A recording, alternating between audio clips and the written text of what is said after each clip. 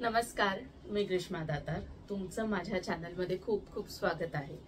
आणि आपल्या यूट्यूबच्या सबस्क्रायबर आहेत शुभदा सहाणे, तर त्यांनी मला सांगितलंय की जरा नेसायला हलक्या फुलक्या आणि उन्हाळ्यात सुद्धा छानपैकी नेसल्या जातील आणि विशेषतः ज्यांचं वय थोडं जास्त आहे अशांना झेपतील अशा साड्या कुठल्या. तर मी अशा साड्यांबद्दल आज तुम्हाला या व्हिडिओमध्ये माहिती सांगणार आहे. तर आज जी मी साडी नेसली आहे ती आहे चंदेरी. चंदेरी इतकी हलकी फुलकी साडी कुठलीच नाही. तर चंदेरीचा इतिहास हा सुरू होतो 11व्या शतकात. चंदेरी हे मध्य प्रदेशातलं एक छोटंसं गाव आहे आणि तिथे या साड्या विणायची सुरुवात झाली. खरं तर या साड्यांना राजाश्रय मिळाला आणि तिथून पुढेच यांची भरभराट सुरू झाली असं म्हणता येईल. चंदेरी साड्या आहेत त्या 3 प्रकारात म्हणतात. एक तर सिल्क, त्याच्यानंतर कॉटन आणि एक सिल्क कॉटन यांच्या मिश्रणातून. तर आता जी मी नेसलेली आहे ती सिल्क चंदेरी आहे आणि चंदेरी साड्या इतक्या हलक्या असतात ना. चंदेरी साड्यांना वोवन एअर म्हणतात, म्हणजे विणलेली हवा, अक्षरशः विणलेली हवा.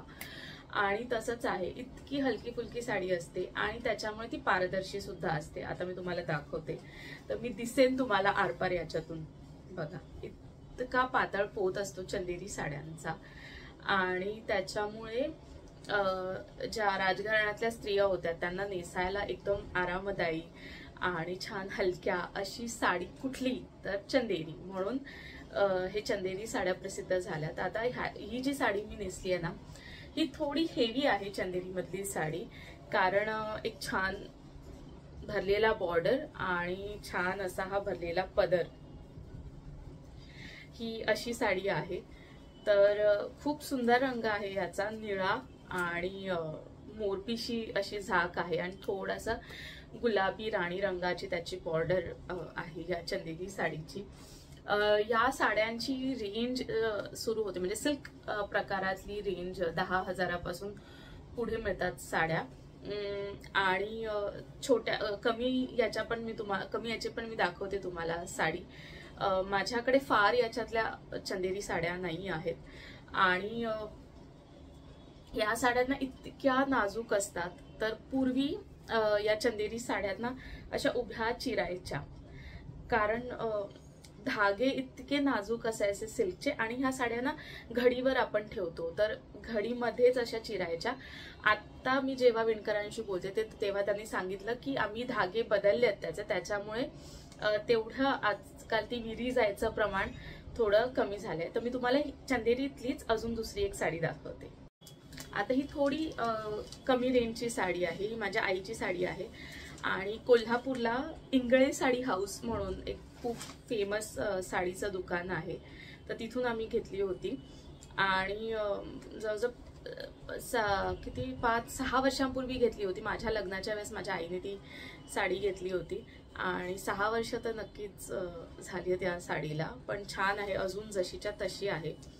आणि रेंज याची 4.5 ते 5च्या दरम्यानची आहे. मला आता अगदीच आठवत नाहीये, पण 5 पर्यंत आहे ही साडी, फार त्याच्या पुढची नाही आहे. आणि ह्याचे बॉर्डर असे आहेत आणि हा पदर आहे, हा बुट्ट्यांचा पदर आहे हा, आणि प्लेन पोत आहे.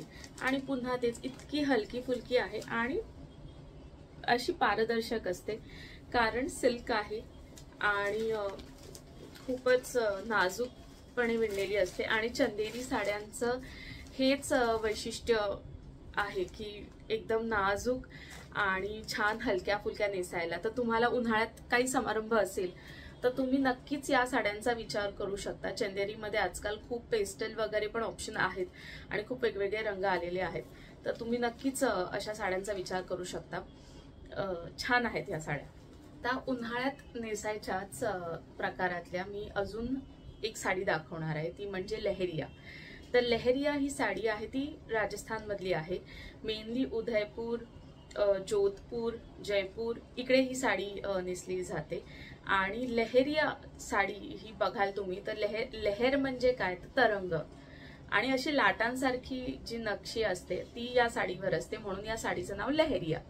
आणि ही लहेरिया साडी आहे ना, ही बांधणी टेक्निकने बनवली जाते. म्हणजे आधी साडीला बांधतात आणि मग त्यावर रंग चढवला जातो. तर ही अशी बांधणी टेक्निकने लहेरिया बनते.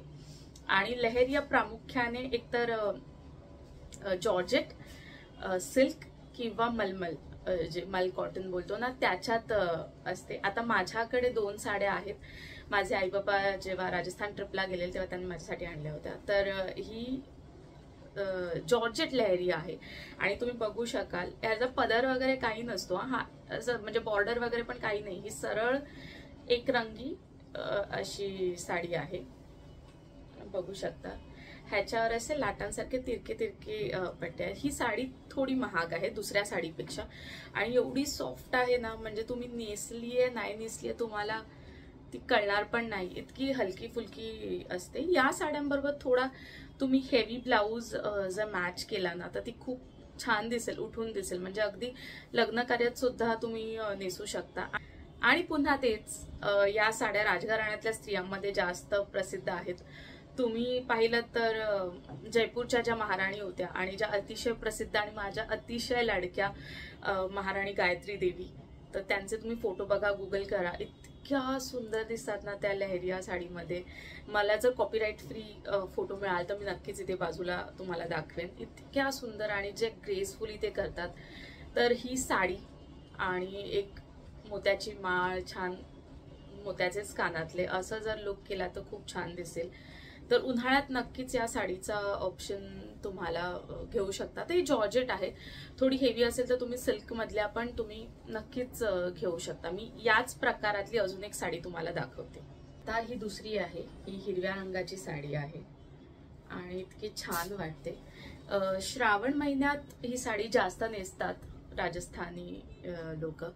आणि याच्यात टाईप आहे एकदम मोठा आणि एक डाली किंवा 2 डाली. तर मोठा म्हणजे मोठ्या मोठ्या पट्ट्या असतात आणि एक डाली म्हणजे एकाच रंगाच्या पट्ट्या आणि 2 डाली म्हणजे ह्या अशा. आता ही 2 आहेत. म्हणजे हा हिरव्यावर पिवळा रंग आहे. ही त्या मानाने स्वस्त साडी आहे त्या पिंक साडीपेक्षा, पण ते छान आहे. दोन्ही माझ्याकडे जॉर्जेट प्रकारातल्या साड्या आहेत, पण नेसायला हलक्या फुलक्या आहेत. आता त्यांचा अजून एक प्रश्न होता शुभदा यांचाच, की या साड्यांची काळजी कशी घ्यायची. तर पहिले, या साड्या कधीही घरी धुवायच्या नाहीत. नेहमी तुम्ही ड्रायक्लीनला द्यायच्या. बरं, ड्रायक्लीन पण असं सारखं सारखं नाही करायचं. म्हणजे जर खूप नेसली आहे वगैरे त्याच्यानंतर तुमची नेसून झाली साडी की हँगरवर किंवा असं कुठेतरी पसरवून ठेवा, सुकू द्या, इस्त्रीला द्या, फोल्ड करून पुन्हा ठेवून द्या. हे एक झालं. त्याच्यानंतर आता ऊन दाखवा तुम्ही. चैत्रातलं ऊन साड्यांसाठी, रेशमासाठी सगळ्यात खूप चांगलं असं म्हणतात. तर या साड्यांना चैत्रातलं ऊन दाखवा आणि त्याच्यामुळे या साड्यांना कसर लागणार नाही. ही झाली दुसरी गोष्ट. तिसरी गोष्ट, डांबराच्या गोळ्या कधीच ठेवू नका, कारण त्याचे डाग साड्यांना पडतात. चौथी गोष्ट, साड्या नेहमी मलमलचा कॉटन येतो, कपडा येतो बघा, छोटा, अगदी बाळांना गुंडाळतात ना दुपट्यात, एकदम मल कॉटन असा सॉफ्ट येतो, त्याच्यात गुंडाळून ठेवायच्या. झालं.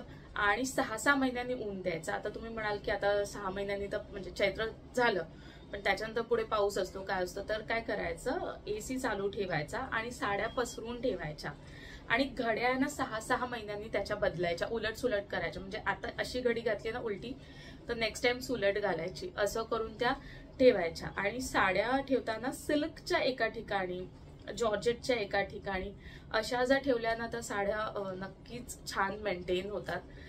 अपेक्षा करते शुभदाजी की तुम्हाला तुमच्या प्रश्नांची उत्तरं मिळाली असतील. हा व्हिडिओ मी खास तुमच्यासाठी केला होता आणि अर्थातच सगळ्या व्ह्युअर्ससाठी. तर असंच मला प्रश्न विचारा, काही तुम्हाला आवडलं असेल किंवा दुसऱ्या कशाची माहिती घ्यायची असेल तर मला नक्कीच कमेंट करून सांगा. मी त्याच्यावर व्हिडिओ करण्याचा प्रयत्न करीन. आणि हा व्हिडिओ जर आवडला असेल तर प्लीज लाईक करा, शेअर करा आणि सबस्क्राईब करा. आणि अजून कुठल्या विषयावर तुम्हाला व्हिडिओ बघायला आवडतील तर ते मला नक्की सांगा. थँक्यू. बाय.